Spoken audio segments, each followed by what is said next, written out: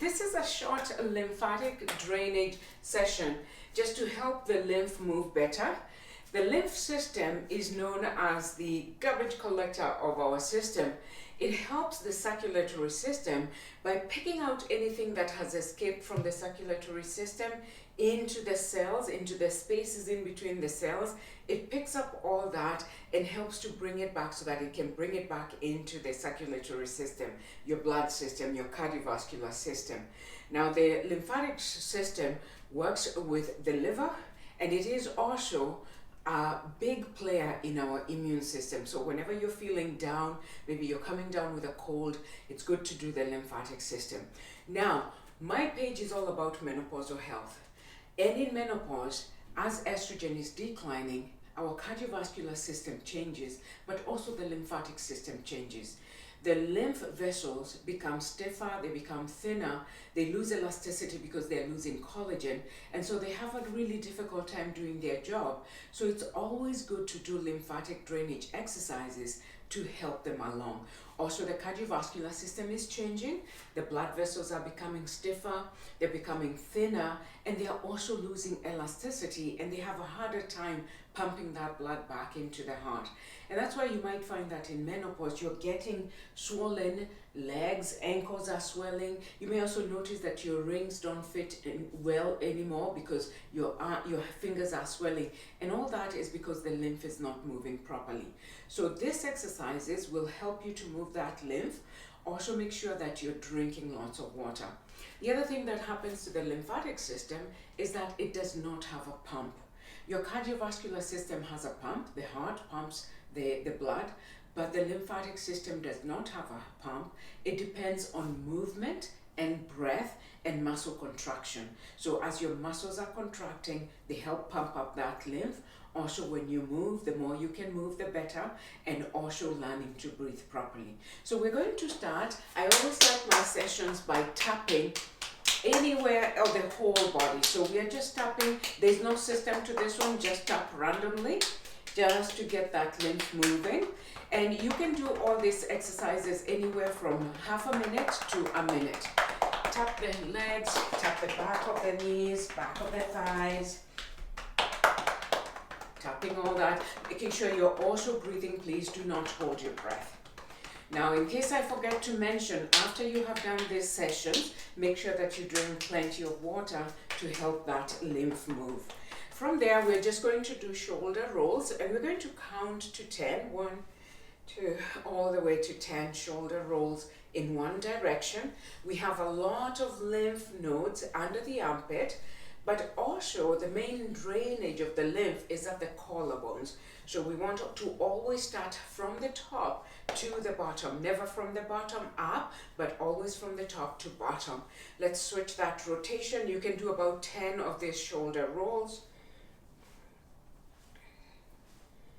Good.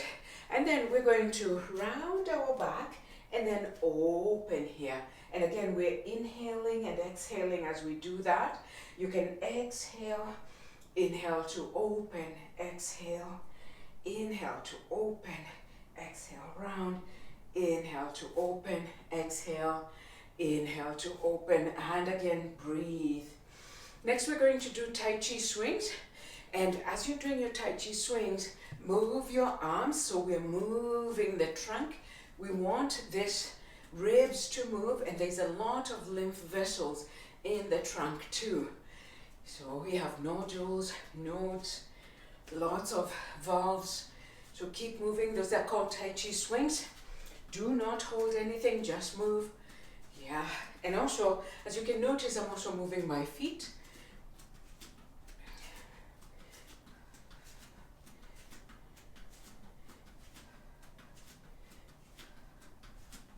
Excellent. From there, relax, shake out everything. From there, we're going to do wide hula hoops. So let's do some hula hoops here. Again, waking up the lymph around the groins area. So we have a lot of lymph vessels in the groin. Nice hula hoop, and switch directions. You can go anywhere up to 10 of this or even more, it doesn't matter. Then we're going to bring our feet in and do a few more of those hula hoops. Let your knees move. And this one you'll notice is harder to do. Concentrate. Concentrate. Let's switch direction.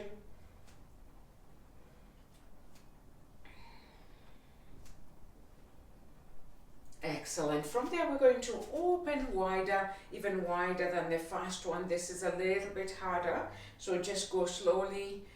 You might feel your hips kind of jamming in some of those positions, but just go through them. Don't go through pain. If you feel pain, don't do it, and switch direction. I'm just doing about 5 on each side, but you can go as many as 10. Just opening that groin area. Excellent. Come back up, and we're going to do a big jump. So it's like you're jumping over a hedge. Of course, this challenges balance. So if you need to go to a wall to hold on to a wall, you can do it. You might notice one side doesn't open as good as the other. Just do what you can. If you need to hold on to a wall or a chair, you can. Yep. Go over, opening that groin area. Excellent. Next we're going to do our knees. So bend your knees and keep your feet together and do some small circular motion here.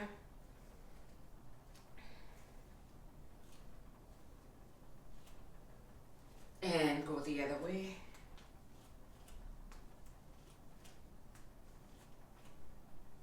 Excellent. The next one, I'm going to take a chair, and you can do it at a wall if you need to. I'm just going to hold on to the chair for balance, and we're going to rotate the ankle and the knee. So it's like we're stirring a pot, rotating that ankle and the knee. Nice rotations. Breathing in. Remember, we have to breathe because the lymphatic system depends on our breath. Good. And let's switch to the other side. So sometimes I get confused with the directions. My left side doesn't kind of catch up very quickly, and you can go in both directions. So moving that knee, moving the foot. It takes a while to get that initial direction going. Don't worry so much as long as you're moving. Excellent. Now we're going to come back to the center of our mat, and we're going to step the right leg back at an angle. Stagger your feet so that you don't have to fight for balance. And now we are also going to involve the arms, just pumping those legs, bending the front knee, straightening, and using your arms to keep it nice and smooth, and breathe. Breath is the most important thing. Good, and let's switch sides. So take that foot back. Now stagger your feet so that you're not fighting for balance, and just move. Make sure you're breathing.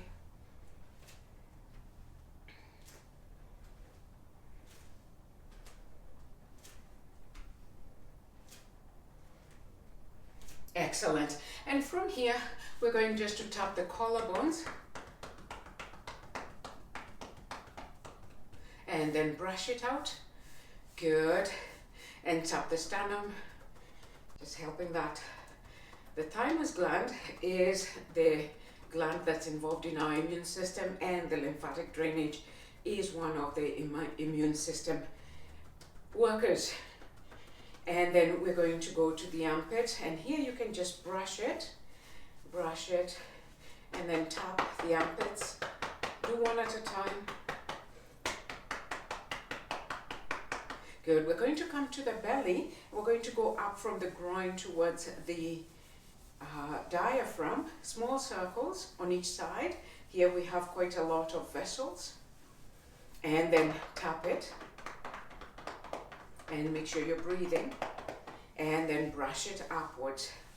Let's go to the groins. So small circles. This is where we also have quite a lot of drainage. Good. And then tap. And then drain it out. Excellent. Come to the back of the knees. Small circles at the back of the knees. We also have very many lymph vessels, drainage points here, and then tap, and then drain it out. Good. From there, we're just going to do calf pumps. We call this the calf pumps. Just let your arms go loose, breathing in, breathing out. So before you go, if I could ask you a favor, please hit that subscribe button. And also maybe you might want to turn on the bell so that you are alerted when I do post new videos. My page is all about menopausal health, so keep checking on it and make sure that you're subscribed. It goes a long way in helping me to keep posting this post about menopausal health. Thank you so much, and I hope you enjoyed that. Drink plenty of water and keep working on your breath. Thank you.